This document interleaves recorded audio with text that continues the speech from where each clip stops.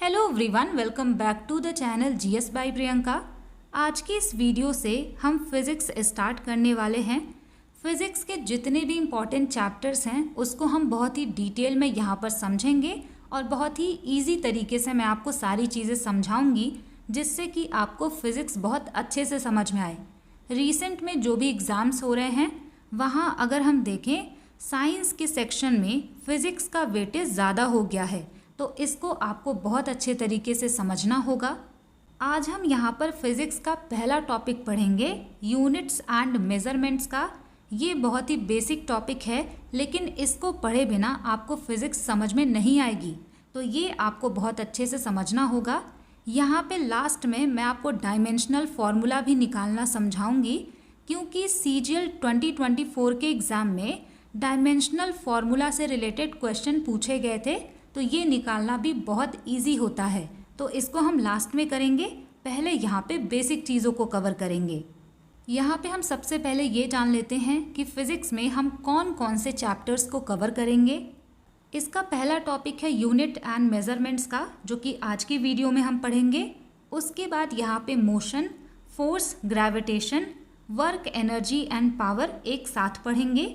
Reflection of light, human I, sound, electricity and magnetism. तो ये important chapters होने वाले हैं जो कि हम इसमें कवर करेंगे। तो चलिए फिर बिना टाइम वेस्ट किए इस क्लास को स्टार्ट करते हैं। यहाँ पे हम सबसे पहले समझेंगे कि फिज़िकल क्वांटिटीज़ क्या होती हैं। अगर मैं आपको बहुत ही सिंपल लैंग्वेज में बताऊँ तो ऐसी क्वांटिटीज़ जिसको आप मेज़र कर सकते हैं उन सभी को हम फिज़िकल क्वांटिटीज़ कहते हैं। फॉर एग्ज़ाम्पल, अगर मैं आपसे पूछूं कि आप एक दिन में कितने घंटे पढ़ाई करते हैं, तो आप इसका आंसर देंगे 6 घंटे, 10 घंटे या फिर 12 घंटे।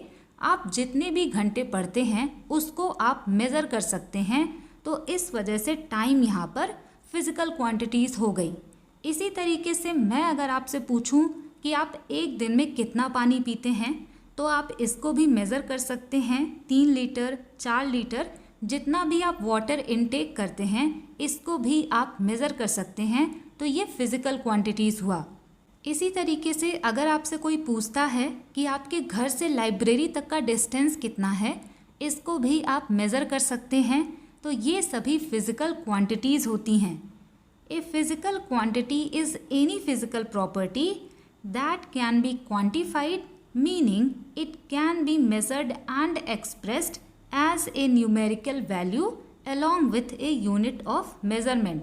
यानी कि कोई भी चीज़ जिसको आप क्वांटिफाई कर सकते हैं, मेज़र कर सकते हैं, वो फिज़िकल क्वांटिटीज़ होंगी। अब यहाँ पे 2 चीज़ें लिखी हुई हैं, एक यहाँ पे लिखा है न्यूमेरिकल वैल्यू और एक यहाँ पे लिखा हुआ है यूनिट। अगर आप दिन में 10 घंटे पढ़ते हैं तो आप इसको इस तरीके से लिख सकते हैं। यहाँ पे ये जो 10 लिखा हुआ है ये न्यूमेरिकल वैल्यू है, और यहाँ पे जो आपने घंटा लिखा हुआ है ये इसका यूनिट है। तो इस तरीके से किसी भी फिज़िकल क्वांटिटीज़ में न्यूमेरिकल वैल्यू भी होती है और उसके साथ में उसका यूनिट भी होता है। इसके बाद यहाँ पे हम ये समझते हैं कि फ़िज़िकल क्वांटिटीज़ को कितने टाइप्स में क्लासीफाई किया जा सकता है। तो इसको 2 तरीके से क्लासीफाई किया जा सकता है। पहला यहाँ पे हो जाएगा based on direction and magnitude. अगर आप फिज़िकल क्वांटिटी के डायरेक्शन और मैग्नीट्यूड के बेसिस पे इसको क्लासीफाई करेंगे तो आप इसको 2 तरीके से क्लासीफाई कर सकते हैं। पहला यहाँ पे हो जाएगा स्केलर क्वांटिटीज़ और दूसरा यहाँ पे हो जाएगा वेक्टर क्वांटिटीज़। स्केलर क्वांटिटीज़ को हिंदी में कहते हैं अदिश राशियाँ, वेक्टर क्वांटिटीज़ को हिंदी में कहते हैं सदिश राशियाँ। यहाँ पर आपको इनका नाम देख के समझ में आ रहा होगा, स्केलर क्वांटिटीज़ हैं, यानी कि इसमें डायरेक्शन नहीं होता है, केवल और केवल मैग्नीट्यूड होता है। These are the quantities that have magnitude only, they are independent of direction. इनके पास केवल और केवल मैग्नीट्यूड होता है, डायरेक्शन नहीं होता। For example time, temperature, mass, density, energy और इसके अलावा भी बहुत सारी स्केलर क्वांटिटीज़ हैं। इसको भी हम एग्जाम्पल से समझते हैं। मान लीजिए आप मार्केट जाते हैं और मार्केट से आप 2 किलो एप्पल लेकर के आते हैं, तो यहाँ पे ये जो 2 kg लिखा हुआ है ना, इसमें डायरेक्शन इंक्लूडेड नहीं है। यानी कि आप सिंपल ये कहेंगे कि हम 2 किलो सेब लेकर के आए हैं। यहाँ पे आप ये नहीं बोलेंगे कि इस डायरेक्शन में या फिर उस डायरेक्शन में। इसी तरीके से अगर आप किसी से ये कहते हैं कि मैंने 10 घंटे पढ़ाई करी, तो इसका ये मतलब नहीं है कि आपने किस डायरेक्शन में पढ़ाई की। यहाँ पे केवल और केवल मैग्नीट्यूड बताया जाता है, डायरेक्शन का यहाँ पे जिक्र नहीं होता। इसी तरीके से अगर आपसे किसी ने पूछा कि आज का टेम्परेचर कितना है, तो आप उनको सीधा सीधा बता देंगे 29 डिग्री सेल्सियस। तो यहाँ पर भी आप ये नहीं बोलेंगे कि 29 डिग्री सेल्सियस ईस्ट में है, वेस्ट में है, नॉर्थ में है या फिर साउथ में है। 29 डिग्री सेल्सियस में डायरेक्शन इंक्लूडेड नहीं है। तो इस तरीके की जो भी क्वांटिटीज़ होती हैं जहाँ पे डायरेक्शन नहीं होता, उनको हम स्केलर क्वांटिटीज़ कहते हैं। अब इसका ठीक अपोजिट आता है वेक्टर क्वांटिटीज़ में। ये सदिश राशियाँ होती हैं, इनके पास मैग्नीट्यूड भी होगा और आपको यहाँ पर डायरेक्शन भी बताना होगा। These are quantities that have magnitude and direction. ये ऐसी राशियाँ हैं जिनके पास मैग्नीट्यूड और डायरेक्शन दोनों होगा। For example displacement, velocity, momentum और फोर्स, यानी कि विस्थापन, वेग, संवेग, फोर्स, ये सभी वेक्टर क्वांटिटीज़ होती हैं। अगर आपसे किसी ने कहा कि आप इस पे कितने न्यूटन का फोर्स लगा रहे हैं, तो आप यहाँ पे बताएंगे 5 न्यूटन का फोर्स, और किस डायरेक्शन से लगा रहे हैं वो भी आपको बताना होगा। तो ये होता है स्केलर क्वांटिटीज़ और वेक्टर क्वांटिटीज़। इसके बाद यहाँ पे हम फिज़िकल क्वांटिटीज़ का क्लासिफिकेशन देखेंगे बेस्ड ऑन मेज़रमेंट और यूनिट्स, यानी कि यूनिट्स के बेसिस पे फिज़िकल क्वांटिटीज़ को 2 टाइप्स में बांटा जा सकता है। पहला यहाँ पे है फंडामेंटल क्वांटिटीज़, दूसरा यहाँ पे है डेराइव्ड क्वांटिटीज़। फंडामेंटल क्वांटिटीज़ को मूल राशियाँ कहा जाता है और डेराइव्ड क्वांटिटीज़ को व्युत्पन्न राशियाँ कहा जाता है। इनमें क्या डिफरेंस होता है इसको भी हम जान लेते हैं। पहले यहाँ पे फंडामेंटल क्वांटिटीज़ को समझते हैं। These are independent physical quantities that can not be expressed in terms of any other physical quantity. ये इंडिपेंडेंट फिजिकल क्वांटिटीज़ होती हैं, इनको एक्सप्रेस करने के लिए किसी भी फिजिकल क्वांटिटी की ज़रूरत नहीं पड़ती। They serve as the base unit from which other units are derived. तो ये एक तरीके से बेस यूनिट्स होती हैं जिनसे अलग अलग यूनिट्स को डेराइव किया जाता है। तो फंडामेंटल है यानी कि मूल है, इनको किसी भी और राशियों की ज़रूरत नहीं है। फॉर एग्ज़ाम्पल यहाँ पे आ जाएगा टाइम, नेक्स्ट यहाँ पे आ जाएगा मास, और इसके अलावा यहाँ पर 7 फंडामेंटल क्वांटिटीज़ हैं जो हम आगे पढ़ने वाले हैं। नेक्स्ट यहाँ पे आता है derived quantities. These quantities are derived from fundamental quantities and depend on them for their definition. यानी कि ये ऐसी क्वांटिटीज़ हैं जिनको फंडामेंटल क्वांटिटीज़ के द्वारा ही डेराइव किया जाता है। They can be expressed as a combination of fundamental quantities through mathematical operation. तो इनको आप एक्सप्रेस करेंगे तो फंडामेंटल क्वांटिटीज़ की हेल्प लेनी पड़ेगी। फॉर एग्ज़ाम्पल अगर आपको यहाँ पर एरिया का फॉर्मूला बताना है, तो एरिया का फॉर्मूला होता है लेंथ इनटू ब्रेड्थ। लेंथ जो है इसको भी आप मीटर में मेज़र करते हैं, ब्रेड्थ यानी कि चौड़ाई भी एक तरीके का लेंथ होता है, तो इसको भी आप मीटर में एक्सप्रेस करते हैं। अगर आप एरिया की यूनिट बताएंगे तो ये हो जाएगा मीटर स्क्वायर या फिर स्क्वायर मीटर। तो इसको आप देख सकते हैं, मीटर स्क्वायर को एक्सप्रेस करने के लिए फंडामेंटल क्वांटिटीज़ की हेल्प लेनी पड़ी। इसका यहाँ पे हम एक एग्जांपल और लेते हैं। Force is equal to mass into acceleration. अगर आपको मास को एक्सप्रेस करना है तो आप इसको किलोग्राम में एक्सप्रेस करेंगे। एक्सेलरेशन की यूनिट होती है मीटर पर सेकेंड स्क्वायर। ये सारी चीज़ें कैसे आती हैं ये सब हम आगे की क्लासेस में समझेंगे। तो यहाँ पे अगर आपको फोर्स की यूनिट को एक्सप्रेस करना है तो ये हो जाएगा किलोग्राम मीटर पर सेकेंड स्क्वायर। यानी कि फोर्स को एक्सप्रेस करने के लिए आपको फंडामेंटल क्वांटिटीज़ का सहारा लेना पड़ा। तो इस तरीके से जो भी क्वांटिटी फंडामेंटल क्वांटिटी से निकल करके आती है उनको हम डेराइव्ड क्वांटिटीज़ कहते हैं। इसी तरीके से वेलोसिटी का यूनिट होता है मीटर पर सेकेंड। डेंसिटी का अगर आपसे पूछा जाए तो मास अपॉन वॉल्यूम इसका फॉर्मूला होता है। इसका आप यूनिट निकालेंगे तो मास को एक्सप्रेस करते हैं किलोग्राम में, वॉल्यूम को यहाँ पर एक्सप्रेस किया जाता है मीटर क्यूब में, तो किलोग्राम पर मीटर क्यूब इसका यूनिट हो जाएगा। आई होप आपको types of physical quantities clear हो गया होगा। पहले हमने पढ़ा था डायरेक्शन एंड मैग्नीट्यूड के बेसिस पर, नेक्स्ट यहाँ पे हमने देखा है मेजरमेंट या फिर यूनिट्स के बेसिस पर। अब यहाँ पे हम समझते हैं कि इन यूनिट्स के लिए कौन कौन से सिस्टम हैं। पहले यहाँ पे है एसआई सिस्टम, जिसको कि हम इंटरनेशनल सिस्टम ऑफ यूनिट्स कहते हैं और ये इंटरनेशनली एक्सेप्टेड है। इसको भी अभी हम समझेंगे। यहाँ पे आपको 7 यूनिट्स देखने को मिलेंगी। सेकेंड यहाँ पे है एफपीएस सिस्टम। यहाँ पर हम लेंथ को फुट में नापते हैं, मास को पाउंड में और टाइम को सेकेंड में। थर्ड यहाँ पे आता है एमकेएस सिस्टम। यहाँ पर लेंथ को मीटर में मेज़र किया जाता है, मास को किलोग्राम में और टाइम को सेकेंड में। इसके बाद यहाँ पे है सीजीएस सिस्टम, जहाँ पर हम लेंथ को सेंटीमीटर में मेज़र करते हैं, मास को ग्राम में और टाइम को सेकेंड में। तो ये चीज़ भी आपको ध्यान रखना है, एग्ज़ाम में पूछा जा सकता है कि सीजीएस सिस्टम में हम लेंथ को किस में मेज़र करते हैं, तो आपको ध्यान होना चाहिए। अब हम यहाँ पे बात करेंगे एसआई यूनिट्स की, क्योंकि ये इंटरनेशनली एक्सेप्टेड हैं।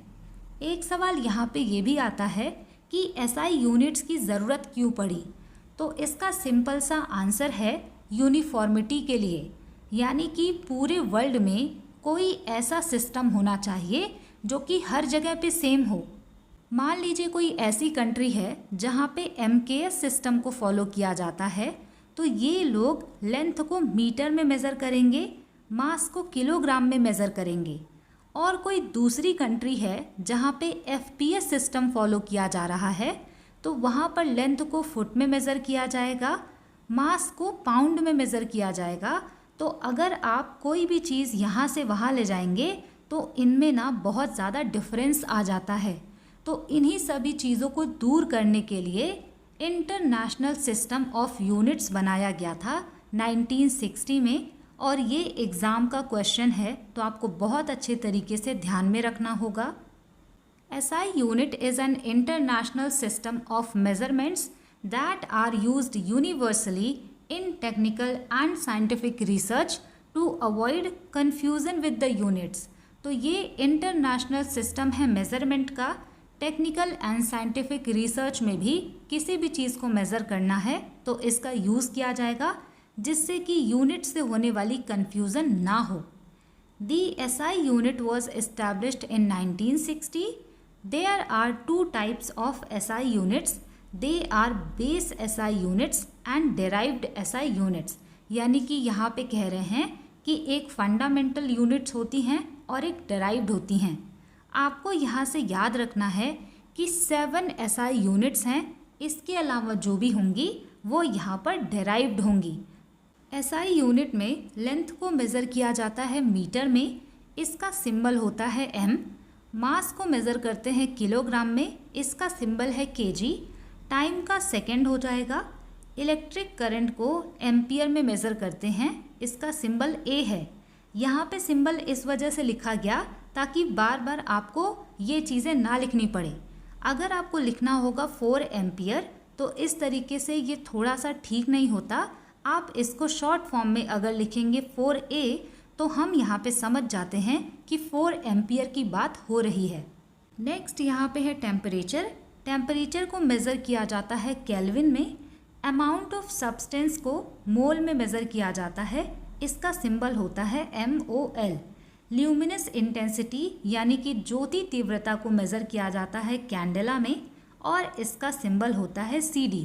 तो ये जो 7 यूनिट्स हैं यहाँ पर ये बहुत इम्पॉर्टेंट हैं, ये आपको ध्यान रखना है। डायमेंशनल फार्मूला में भी इसका बहुत ज़्यादा यूज़ होता है। यहाँ पे हमने एसआई यूनिट्स को समझा। अब हम बात करते हैं सप्लीमेंट्री यूनिट्स की। The supplementary units are the radian for plane angles and the steradian for solid angles within the international system of units. SI system के अंतर्गत ही सप्लीमेंट्री यूनिट्स को भी बनाया गया है। आपको ध्यान ये रखना है कि यहाँ पर दो सप्लीमेंट्री यूनिट्स हैं। रेडियन है प्लेन एंगल्स को मेज़र करने के लिए, स्टेरेडियन होता है सॉलिड एंगल्स को मेज़र करने के लिए।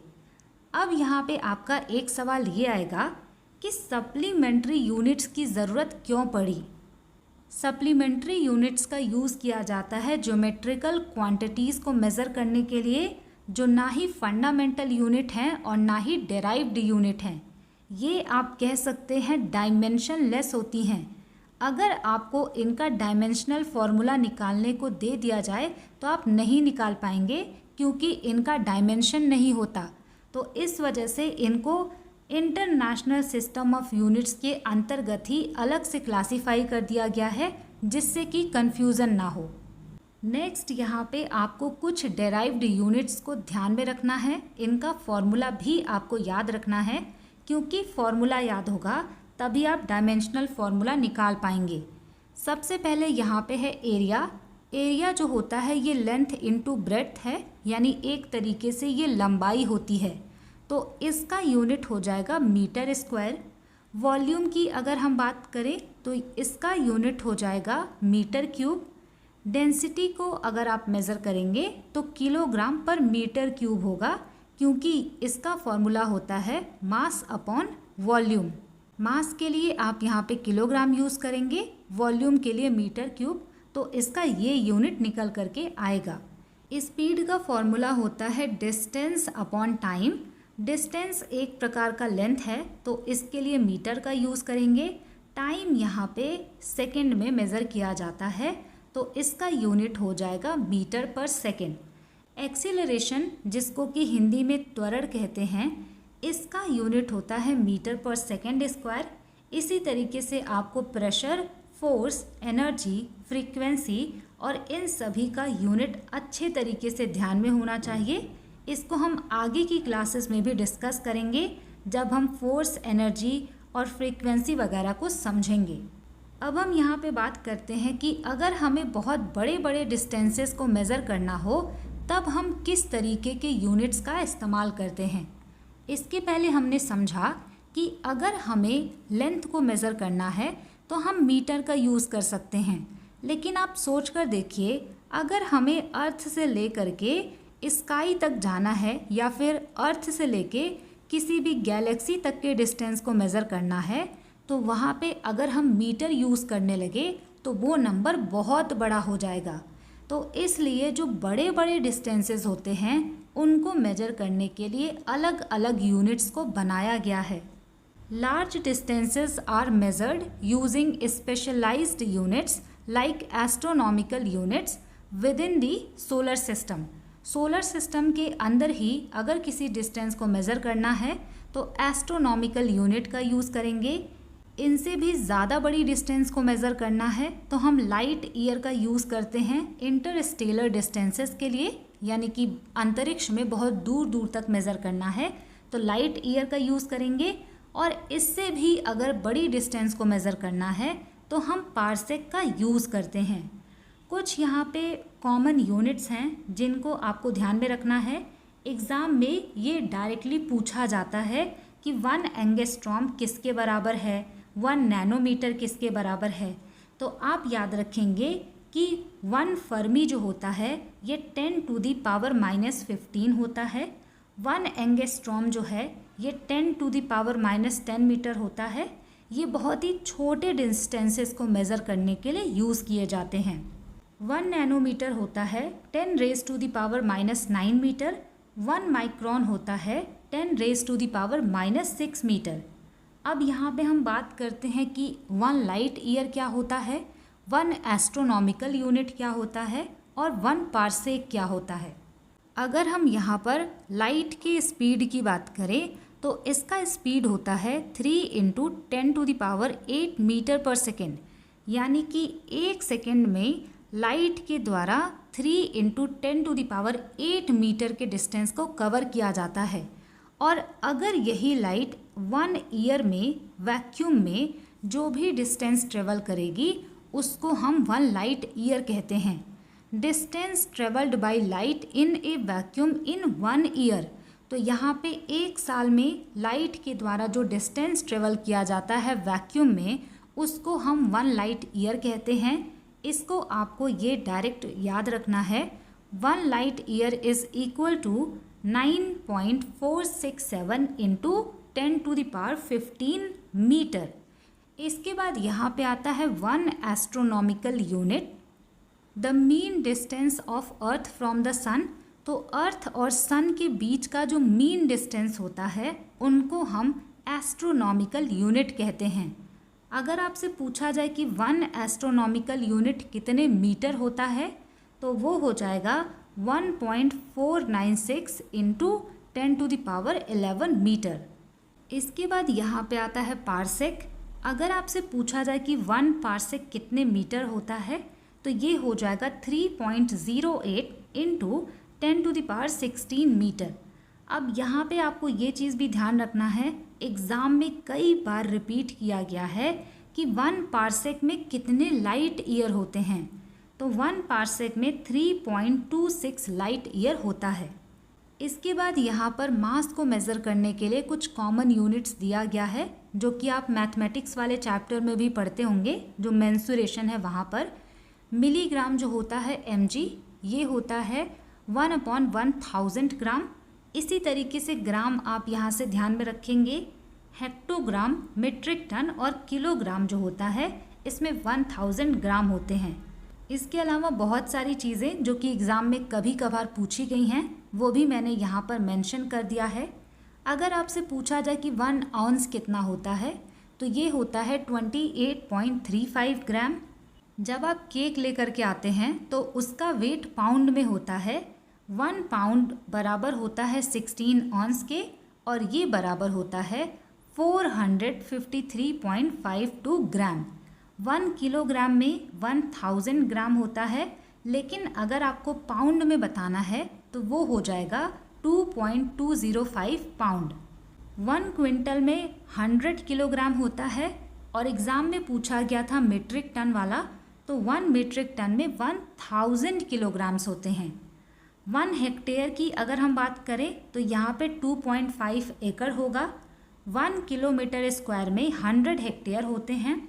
इसके अलावा आपको ये जानना भी ज़रूरी है कि 1 यार्ड में कितने इंच होते हैं, तो यहाँ पे 36 इंच होगा। 1 फुट में 12 इंच होते हैं। 1 इंच में 2.54 सेंटीमीटर होता है।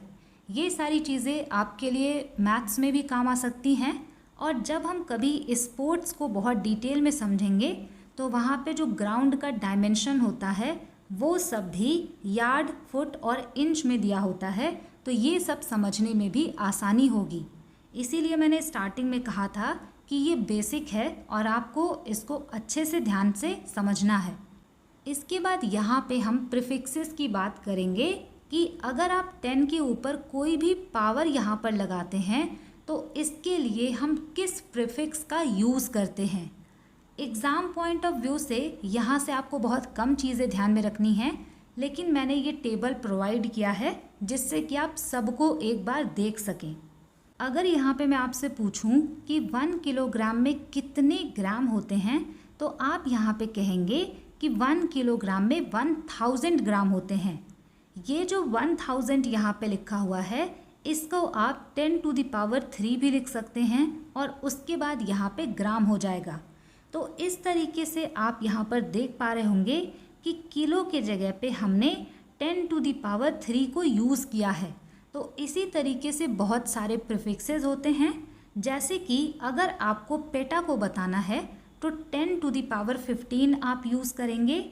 टेरा अगर आपको बताना है तो 10⁻12 यूज़ होगा। किलो के लिए यूज़ किया जाता है 10⁻3। हेक्टो के लिए यूज़ किया जाएगा 10⁻²। सेम इसी तरीके से यहाँ पे अगर आप आएंगे तो पीको के लिए यूज़ किया जाता है 10⁻⁻²। नैनो का हमने देखा 10⁻⁻⁹, माइक्रो के लिए यूज़ किया जाता है 10⁻⁻�6, मिली अगर आपको बताना है तो 10⁻⁻3, सेंटी के लिए यूज़ किया जाता है 10⁻⁻², डेसी के लिए यूज़ किया जाता है 10⁻⁻1। तो ये सारी चीज़ें आपको ध्यान होनी चाहिए। इसके बाद यहाँ पर हम बात करेंगे कुछ important scientific instruments and there uses की। एग्ज़ाम में कई बार पूछा जाता है कि बैरोमीटर का यूज़ किसको मेज़र करने में करते हैं, अमीटर का यूज़ किसको मेज़र करने में किया जाता है। तो इसका लिस्ट भी यहाँ पे मैंने प्रोवाइड किया हुआ है। इसमें से कुछ इंस्ट्रूमेंट ऐसे हैं जो कि आगे के चैप्टर्स में रिपीट होंगे। बैरोमीटर का यूज़ किया जाता है एटमॉस्फेरिक प्रेशर को मेज़र करने के लिए। थर्मोमीटर का यूज़ होता है टेम्परेचर को मेज़र करने के लिए। इसके बाद यहाँ पे है अमीटर एंड वोल्ट मीटर, तो इसको इलेक्ट्रिक करंट की स्ट्रेंथ के लिए यूज़ करते हैं। इलेक्ट्रिक पोटेंशियल डिफरेंस में वोल्ट मीटर का यूज़ किया जाता है। इलेक्ट्रिसिटी जब हम पढ़ेंगे तो ये रिपीट होगा। एनीमोमीटर का यूज़ किया जाता है to measure the speed and direction of wind. यहाँ पे विंड के स्पीड और डायरेक्शन को मेज़र किया जाता है। मैनोमीटर से pressure of A gas measure किया जाता है। हाइड्रोमीटर से रिलेटिव डेंसिटी को मेज़र किया जाता है। यहाँ पे जो डायनमोमीटर है इसका यूज़ किया जाता है फोर्स, टॉर्क और पावर को मेज़र करने के लिए। बायोलॉजी एंड मेडिसिन से रिलेटेड कुछ इंस्ट्रूमेंट हैं। माइक्रोस्कोप है, छोटे ऑब्जेक्ट्स को देखने के लिए इसका यूज़ होता है। इलेक्ट्रॉन माइक्रोस्कोप है, इंडोस्कोप है। कार्डियोग्राफ जो होता है ये हार्ट रिलेटेड जो इलेक्ट्रिकल एक्टिविटी है उसको रिकॉर्ड करता है। स्फिग्मोमैनोमीटर ब्लड प्रेशर को मेज़र करता है। स्टेथोस्कोप का यूज़ डॉक्टर्स के द्वारा किया जाता है जिससे कि वो हार्ट एंड लंग्स के साउंड को सुन सकें। नेक्स्ट यहाँ पे है एस्ट्रोनॉमी से रिलेटेड। टेलीस्कोप का यूज़ किया जाता है स्पेस में जो बहुत दूर के ऑब्जेक्ट होते हैं उनको देखने के लिए। बाइनोक्यूलर जो होते हैं ये ऑप्टिकल इंस्ट्रूमेंट हैं जिसको हिंदी में दूरबीन कहते हैं। इससे आप दोनों आँखों से दूर के जो ऑब्जेक्ट होते हैं उसको देख सकते हैं। इसके अलावा यहाँ पे इम्पॉर्टेंट है फैदोमीटर। फैदोमीटर का यूज़ किया जाता है to measure the depth of the ocean, और एग्ज़ाम में कई बार ये रिपीट हो चुका है। हाइग्रोमीटर का यूज़ किया जाता है amount of water vapour measure करने के लिए या फिर ह्यूमिडिटी इन द एयर। इसको आप एक बार देख लीजिएगा। अब लास्ट यहाँ पे हम बात करेंगे डायमेंशनल फार्मूला की। डायमेंशनल फार्मूला क्या होता है? Dimensional formula expresses a physical quantity in terms of the fundamental quantities of mass, length and time using exponents। यानी कि अगर किसी भी फिजिकल क्वांटिटी को आप मास, लेंथ और टाइम के रिस्पेक्ट में बता रहे हैं, इसके टर्म में एक्सप्रेस कर रहे हैं, तो उसी को हम डायमेंशनल फार्मूला कहते हैं। डायमेंशनल फार्मूला को देखकर आप बता सकते हैं कि किसी भी फिजिकल क्वांटिटीज़ में लेंथ, टाइम और यहाँ पे जो मास है इसको कितनी बार यूज़ किया गया है। It shows how the fundamental units combine to form the units of a derived quantity. ये हमें बताता है कि फंडामेंटल यूनिट्स किस तरीके से कंबाइन हो रही हैं डेराइव्ड क्वांटिटी को बनाने के लिए। अब यहाँ पे हम एग्जाम्पल से समझते हैं कि किस तरीके से डायमेंशनल फार्मूला को निकाला जाता है। तो यहाँ पे हम बात करेंगे वेलोसिटी की। वेलोसिटी का फॉर्मूला होता है डिस्प्लेसमेंट अपॉन टाइम। डिस्प्लेसमेंट को हिंदी में विस्थापन कहते हैं, टाइम को यहाँ पर समय कहते हैं। डिस्प्लेसमेंट एक प्रकार का लेंथ होता है जो कि आगे की क्लासेस में आपको पता चलेगा। लेंथ के लिए यहाँ पर हम एल का यूज़ करेंगे और इस तरीके से ब्रैकेट बना देंगे। यहाँ पे आप टाइम के लिए टी का यूज़ करेंगे और जब आप इसको सिंप्लीफाई करेंगे, टाइम को जब आप ऊपर पहुँचाएंगे तो ये हो जाता है LT-1। तो ये बन गया वेलोसिटी का डायमेंशनल फार्मूला। इसको देखकर आप बता सकते हैं कि वेलोसिटी को निकालने के लिए हमें लेंथ और टाइम की ज़रूरत पड़ेगी। यहाँ पे आप इसको इस तरीके से भी लिख सकते हैं m0LT-1, यानी कि यहाँ पे मास नहीं आया है तो उसकी पावर 0, लेंथ यहाँ पर आया है और टाइम भी आया है। तो इस तरीके से आप MLT के फॉर्म में इनको एक्सप्रेस करेंगे तो वो डायमेंशनल फॉर्मूला बनेगा। यहाँ पर मैंने आपको ये वाला चार्ट प्रोवाइड किया है जहाँ पर फिजिकल क्वांटिटी दिया हुआ है, इसका फॉर्मूला है और यहाँ पे इनका डायमेंशनल फॉर्मूला दिया गया है। लेकिन ये सारी चीज़ें अगर आप याद करने जाएंगे तो बहुत ज़्यादा डिफ़िकल्ट हो जाएगा। इस वजह से आप ये सीख लीजिए कि इसको किस तरीके से निकाला जाता है। तो यहाँ पे हम और भी एग्जाम्पल की बात करते हैं। सबसे पहले यहाँ पे हम सिंपल एग्जाम्पल लेंगे एरिया का। एरिया का फॉर्मूला होता है लेंथ इनटू ब्रेड्थ। लेंथ जो है ये एक तरीके का लंबाई है, तो इसके लिए आप L का यूज़ करेंगे। ब्रेड्थ यहाँ पे जो चौड़ाई है ये भी लंबाई ही होता है, एक तरीके का दूरी है, इसके लिए भी आप L का यूज़ करेंगे। और इसको जब आप कंबाइन करेंगे तो ये हो जाएगा L2, यानी कि ये एरिया का डायमेंशनल फॉर्मूला है। आप इसको देख करके बता सकते हैं कि एरिया को मेज़र करने के लिए 2 बार हमें लेंथ का यूज़ करना पड़ेगा। यहाँ पर आप इसको इस तरीके से भी लिख सकते हैं m0 L2 T0, यानी कि मास यहाँ पे नहीं आया है तो उसकी पावर 0, टाइम यहाँ पर नहीं आया है तो उसकी पावर 0, केवल यहाँ पे लेंथ आया है 2 बार। नेक्स्ट यहाँ पे हम फॉर्मूला देखते हैं वॉल्यूम का। वॉल्यूम की अगर हम बात करें तो ये होता है length into breadth into height. तो अगर आप इनको देखेंगे तो ये भी एक तरीके के लंबाई होते हैं। तो यहाँ पर हम यूज़ करेंगे L का। चौड़ाई भी लंबाई होती है, इसके लिए भी आप L का यूज़ करेंगे। ये जो हाइट होता है ना, ऊंचाई, ये भी एक तरीके की लंबाई है, तो इसके लिए यहाँ पर L का यूज़ करेंगे। जब आप इसको कंबाइन करेंगे तो ये हो जाएगा L3। तो ये होता है हमारा वॉल्यूम का डायमेंशनल फॉर्मूला। अगेन आप इसको लिख सकते हैं m0 L3 T0। तो ये वॉल्यूम का डायमेंशनल फॉर्मूला है। नेक्स्ट यहाँ पे हम बात करेंगे स्पीड की। स्पीड का फॉर्मूला आप सभी लोगों को पता होगा, क्योंकि इससे related time, speed and distance का क्वेश्चन भी बनता है एग्ज़ाम में। तो इसका फॉर्मूला हो जाएगा डिस्टेंस अपॉन टाइम। तो डिस्टेंस यानी कि दूरी एक प्रकार का लेंथ है, इसके लिए L का यूज़ करेंगे, टाइम के लिए T का। तो इसको सिंप्लीफाई करेंगे तो LT - 1। तो इसको आप फिर से अगर चाहें तो m0 LT - 1 लिख सकते हैं। मास यहाँ पर नहीं आया है। इसके बाद यहाँ पे वेलोसिटी का डायमेंशनल फॉर्मूला हमने पहले से ही निकाला हुआ है। इसका डायमेंशनल फॉर्मूला होता है LT - 1। इसके बाद यहाँ पे आपको समझना है एक्सीलरेशन का डायमेंशनल फॉर्मूला। इसको हिंदी में त्वरण कहते हैं। इसका फॉर्मूला होता है change in velocity upon time. तो यहाँ पे इसको हम वेलोसिटी अपॉन टाइम लिख सकते हैं। वेलोसिटी का डायमेंशनल फॉर्मूला LT - 1 है, जो कि हमने एग्जाम्पल में समझा। टाइम के लिए आप यहाँ पर T का यूज़ करेंगे। जब आप टाइम को ऊपर ले जाएंगे, इसको सिंप्लीफाई करेंगे तो ये यहाँ पर हो जाएगा LT - 2। अब -2 कैसे होगा? यहाँ पर T - 1 पहले से है, इसको जब आप ऊपर ले जाएंगे तो ये भी T - 1 होगा। और यहाँ पे जो भी पावर होती है, अगर वो मल्टीप्लाई में है तो ये जुड़ जाते हैं, -1 और -1 -2 हो जाएगा। ये सब बहुत बेसिक हैं, एग्ज़ाम में इससे थोड़ा आगे लेवल का पूछा गया है।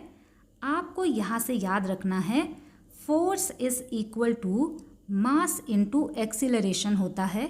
इसके लिए हम A का यूज़ करते हैं, तो यहाँ पे मैं A लिख दे रही हूँ। मास को आप मेज़र करते हैं तो M लिखेंगे। और ये जो एक्सीलरेशन है ना, इसका डायमेंशनल फॉर्मूला यहाँ पे हमने कैलकुलेट किया है, तो इसको आप डायरेक्ट यूज़ कर सकते हैं LT - 2।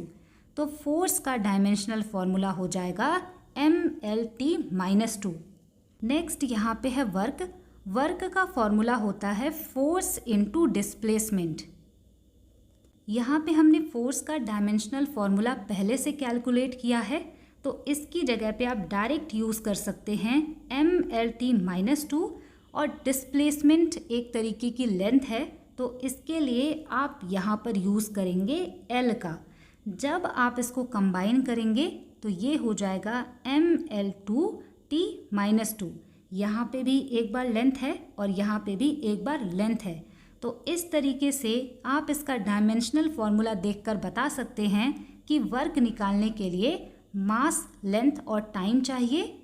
इसके बाद आपको 2 डायमेंशनल फॉर्मूला और याद रखना है, क्योंकि इन्हीं में से एग्ज़ाम में पूछे जाते हैं क्वेश्चन। पावर की अगर हम बात करें तो पावर का फॉर्मूला होता है वर्क अपॉन टाइम।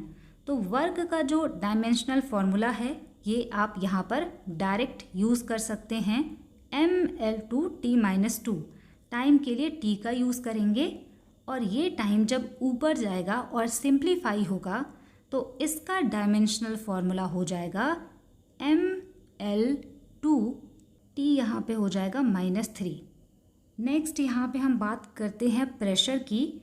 प्रेशर का सबसे पहले आपको फॉर्मूला याद होना चाहिए, तभी आप इसको आसानी से निकाल पाएंगे। प्रेशर होता है फोर्स अपॉन एरिया।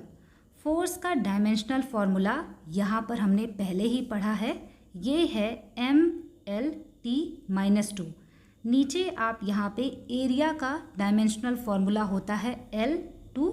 तो यहाँ पे एक L से एक L कैंसिल हो जाएगा और इसका डायमेंशनल फॉर्मूला होगा Ml-1T-2। यहाँ पे हमने जितने भी डायमेंशनल फॉर्मूला को समझा है, इसमें ये सिंपल वाले एग्ज़ाम में नहीं पूछे जाते। ये जो डायमेंशनल फॉर्मूला है इससे ज़्यादा क्वेश्चन बनते हैं। इसके अलावा जो भी इम्पॉर्टेंट फॉर्मूले हैं उनका आपको चार्ट में यहाँ पे दिख जाएगा, इसको आप एक बार देख सकते हैं। ये थी फिज़िक्स की पहली क्लास, जहाँ पे हमने यूनिट्स एंड मेज़रमेंट के सभी बेसिक चीज़ों को समझा है और यहाँ पे हमने डायमेंशनल फॉर्मूला को भी निकालना सीख लिया है। अगर आपने इस वीडियो को लास्ट तक देखा है तो मुझे कमेंट सेक्शन में अपना फीडबैक ज़रूर दीजिएगा। Thanks for watching, stay tune, keep learning, keep working hard.